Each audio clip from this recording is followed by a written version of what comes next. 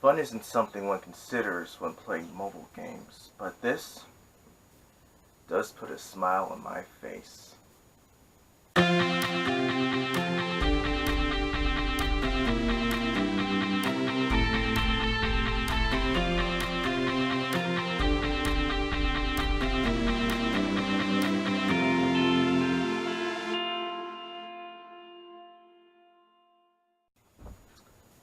Hey everyone, how's it going? iamxeracon here, and this is a very interesting video I'm going to be making. So, I don't necessarily, well no, I like this. I detest mobile games because they are a rip-off of actual video games, and there are so many, just like, so much about them that's completely, I guess, broken, you could say, with like the microtransactions and stuff, and just how they're just so free to play and gacha and stuff like that, that I just detest them.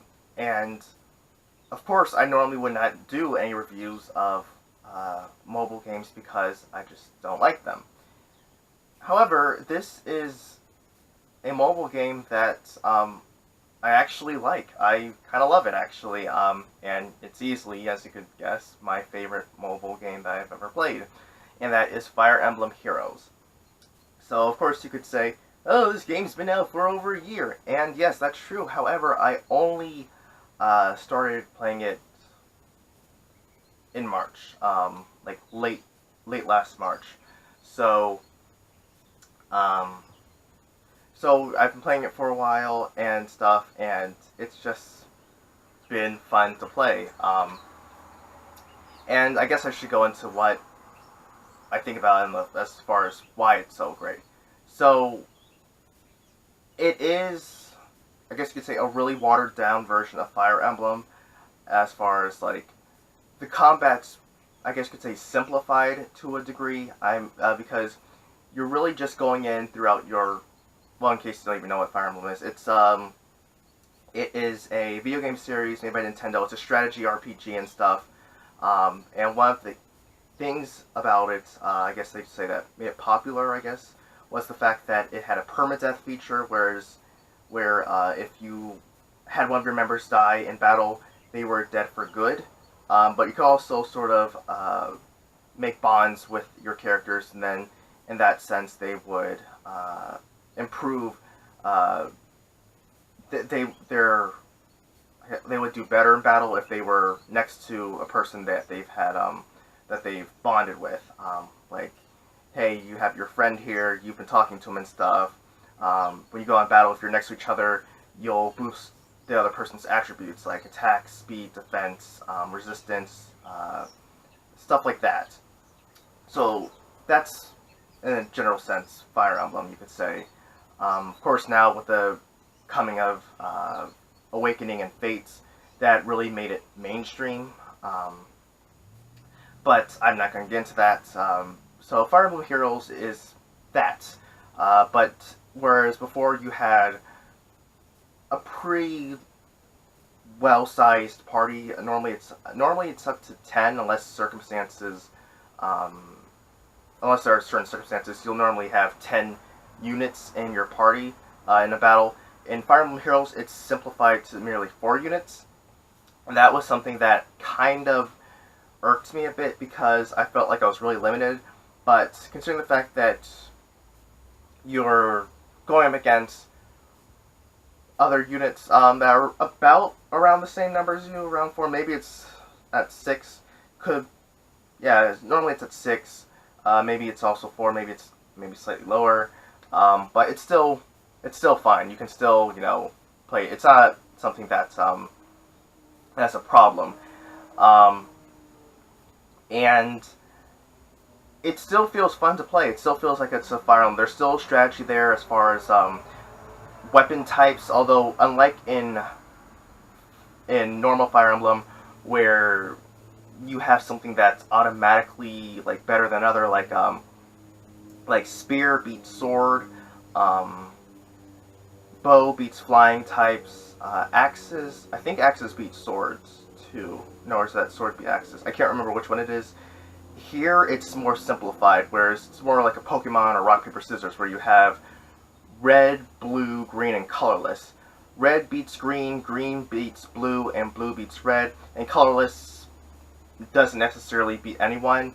I know there are certain conditions, certain abilities that allow you, I think, to be able to have an advantage type over colorless, or colorless over, no, it's a certain color over a colorless, but colorless doesn't necessarily matter.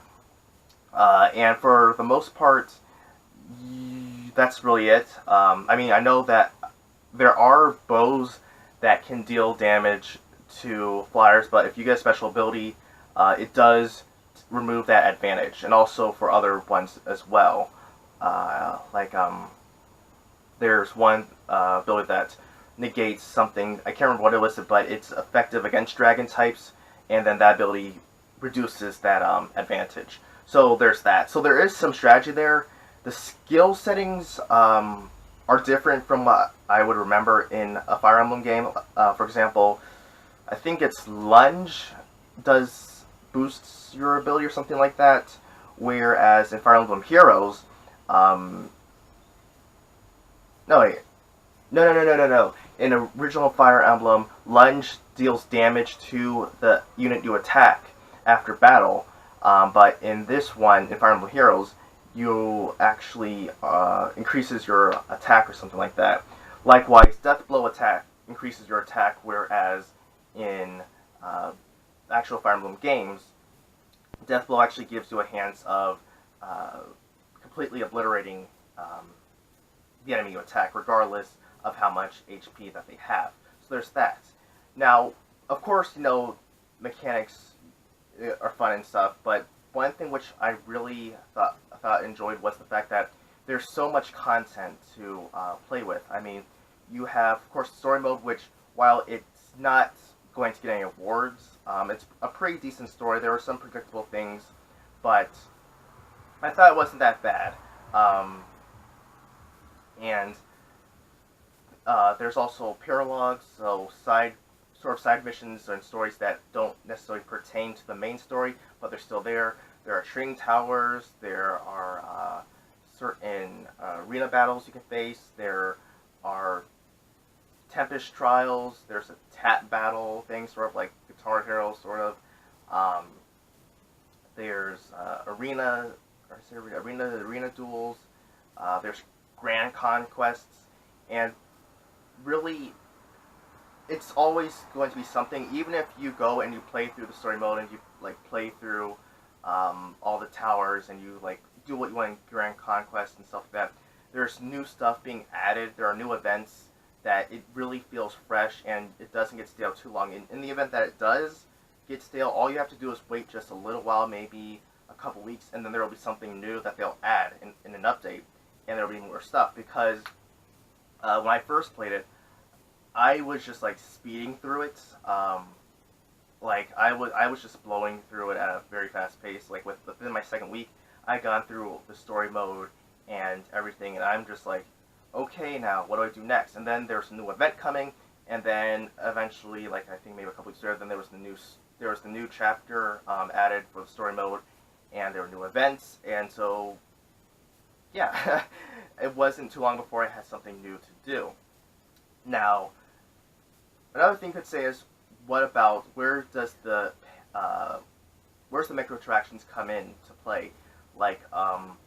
Where's that thing where then you go okay, so this is where I have to pay. So you get heroes, Fire Emblem heroes or characters and stuff like that when you go to summon heroes using orbs.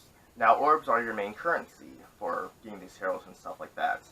So you first start out with 5 orbs to get a hero for when you're doing a summon, and then it's 4, and then 4, and then 4, and then it's 3, then it's 2. I think because in each event pack, I guess you could call it that. There are 5 random heroes, and then different colors, of course, which you choose. The color corresponds to what hero you could possibly get.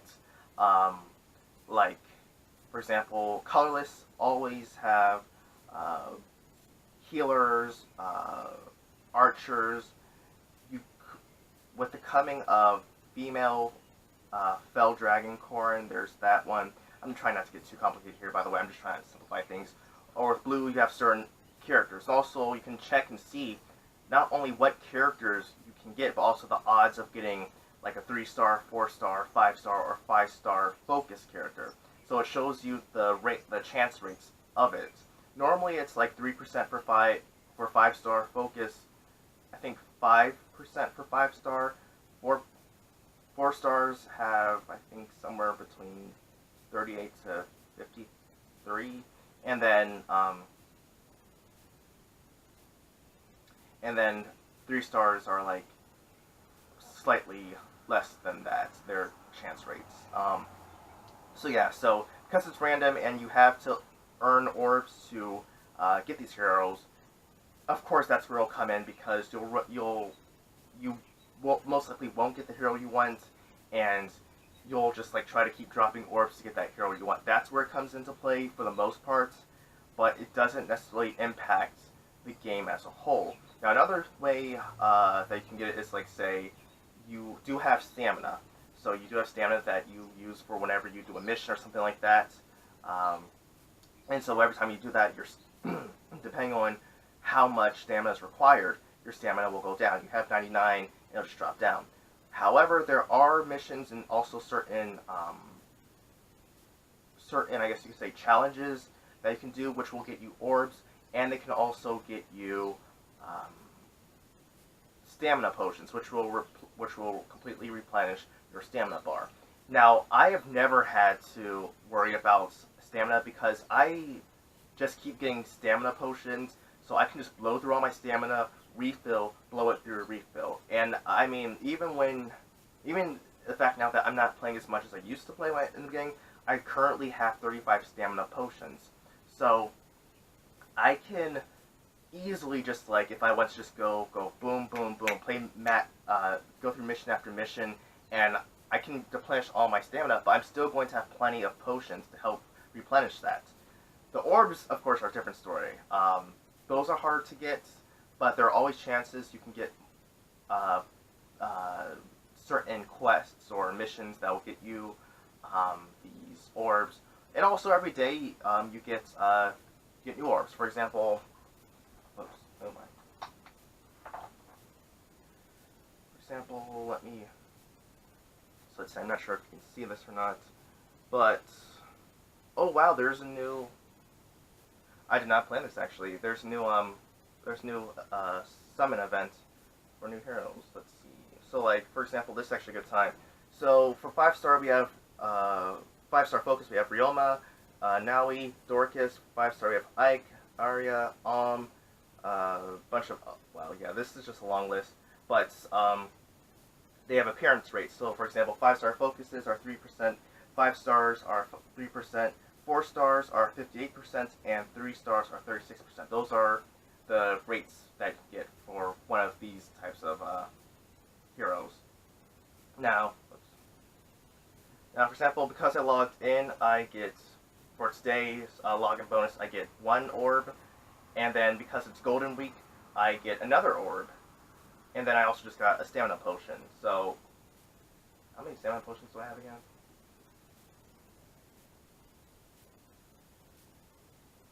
Okay, so yeah. So, I currently have, oh yeah, and then also, of course, you can also get feathers and stuff to help, because those will help you for, like, upgrading your hero and allowing them to become better than they are. So you'll sort of like level them up to 40, but they'll be like, say, a 3-star, and you can keep getting them up to a 5-star. And when you, what's the saying they have here? Let me go to the menu there. Unlock potential. That's what it's. When you unlock their potential, you bring them back down to level 1, statistically speaking, but their stats will go up because they're a new level. Their new rank, I guess you could say, because they were a 3-star, but now they're a 4-star. So their stats will necessarily be stronger than they were before. And that's something which is another feature you can have. Now I'm going to show you, just for fun, what happens when you summon a hero. So let's see. I'm going to try to get Rioma from this. Let's see who else they have here that I could try to get, because I don't necessarily want Rioma. Just for the fun of it, I'm gonna try to get, because I don't want Naui and I don't want Dorcas either. So I'll try to get Robin, Fell Reincarnation. So for any new summon event, the first summon is free, so you don't have to worry about that. Wait, Roma's a red, right? Yeah, Roma's red. So here we have, oh well, I'm not going to be able to get Falcorn because that's a green. So you have all of the colors here. These are the ones, like I said, random pack. And then you pick whichever one you want. Now, Rioma is a red, so I have to pick a red one. Any red one, I'll just try this one, see what happens. Of course, like I said, this one's free. So, who do we get here?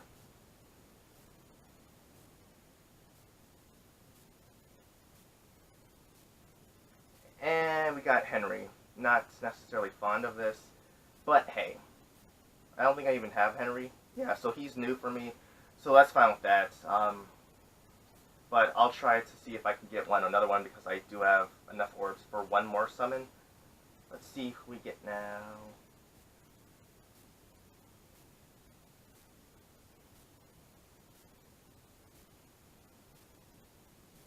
What? Okay, so we got Roy actually. Wait, what am I mean? I got Roy. You got nothing. So I got Roy Young Lion. This is definitely new for me. I don't have any Roys at all, so to get that one is pretty nice. It's a 4-star, so I do have to get him up to a 5-star, but that's still great to get.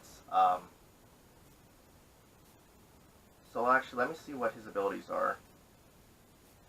Because you do have abilities, and then you can also inherit abilities from other characters as well, and that just adds more customization you can have for these characters. And it, like I said, it gets really in-depth, which is what I like about this. That's not just your standard pay-to-win mobile game. This is actually a game that actually has depth to it, and so it doesn't feel like a mobile game. That's what I like about it. So with the Binding Blade, when I get to level him up, if foe initiates combat, grants defense plus resistance 2 during combat. Has shove, where you push target ally one space away. Triangle at 1, 2, and 3, whereas if the unit has a weapon triangle advantage, boosts its attack by whatever percentage is based on the level. If it's a disadvantage, it reduces attack. So there's that. There's Seal Defense. There's Seal Defense, where it'll inflict a negative defense stat on a foe after combat. So I'm not necessarily liking this per se, because Triangle Adept is something that I don't like to play with in the event that a unit attacks me where it does have an advantage. I don't like that at all. So I probably won't use Roy. If there's another Roy that's better, then I'll use it. My main party is, which Ike is this? Vanguard Legend Ike, Brave Princess Lucina, Morgan, Male Morgan, and then also Church. And then Church, I just like heavily customize, and she is a beast, and she can a good number of times one-shot my enemies, so I do like that. But yeah, so overall, Fire Emblem Heroes is a great game. Now there are times where I just felt like, I wish I had more orbs with trying to get this hero that I want, but I don't have to, because I can always go and just get more orbs to get another chance of doing that. So you don't necessarily feel forced to spend money on this game, which I like, and it doesn't feel like it's a mobile game. It feels like an actual video game. Now the downside to this game, I will say, is the fact that you will think that you're getting, that because you play this, you'll be good at Fire Emblem and stuff, or like say, oh yeah, you stopped playing Fire Emblem, the actual Fire Emblem games for a while, so like, yeah, I'll play this in the meantime and I'll come back and stuff. I did that. I tried to come back to Fire Emblem after playing Heroes, and wait, actually, is this thing still recording? Okay, cool, it's still recording. Just making sure. So, I go back to playing it, and I'm like, I don't remember what abilities my party has. I don't remember. I don't remember exactly how certain mechanics work. I don't remember these things. I don't remember how these abilities work. And so I also realized the fact that before, when I played Heroes, I could just throw myself at the enemies as much as I went to and not have to worry because they'll always be back again. That's one thing which I can say, even though it goes against the traditional Fire Emblem standards, it's something which I thought would be there just to help implement the pay to, well, not the pay to win, but the mobile microtransactions feature, whereas once your character is dead, they're dead for good, and you have to get them again, which is great. Now, I have a friend who told me that one of his friends actually has sort of like that, where if the character dies, he'll get rid of the character. He'll either get rid of the character, or he just won't play as them again. It's one or the other. So it's like that. But so like when I came back to playing Fire Emblem, I realized I have permadeath now. I cannot just throw myself at the enemies and just expect to win that way. I will lose my characters, the characters whom I leveled up, the characters whom I had characters form relationships with. I will lose them all if I am careless. So I actually have to use more strategy now than I did before with Heroes. So that is the one disadvantage I will say to playing Heroes that it has. Other than that, though, it's a great game.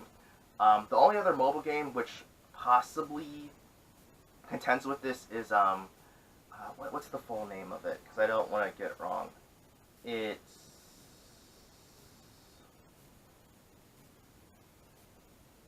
Yu-Gi-Oh! Duel Links. That's actually pretty good. I'll admit it's pretty good. But that's a different story altogether. And that's it. So everyone, until next time. Also, tomorrow is Free Comic Book Day. So stop by your local comic book store. Get some free comic books. I'm gonna do that. You can do that as well. You know, they'll have different stuff and whatnot. I know they might have some sales going on. I know that mine has some sales every year. They also have during other events as well, but they should have some events like back issues, or also like paperback or hardback comic books and stuff like that. I'll definitely be stopping by and getting some tomorrow. So until next time, everyone, I am iamxeracon signing off. Happy gaming and have a good one.